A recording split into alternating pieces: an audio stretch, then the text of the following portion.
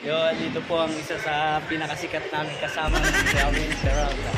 Yun, dito kami. So, nagantay kami ng pasahero. Yan. Sitwasyon natin sa labas ngayon is wala. Wala tayong magawa. Hindi ganito.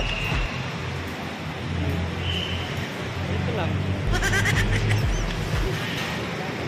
Yeah. This is it, pansit. At ito na naman tayo dito ngayon. 11 AM Narbacan.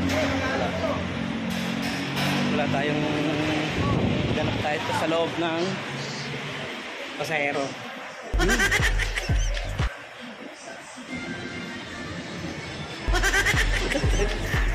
Shoutout nga pala kay pinakagwapo na nakaupo lang.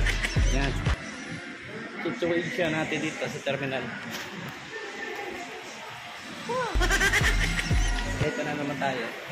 Double check tayo ng bus para makita natin yung harap, gilid, likod. Situation ng bus. Same pa din yan.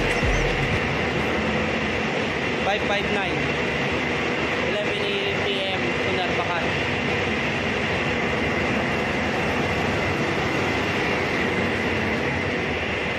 If it rain, now na.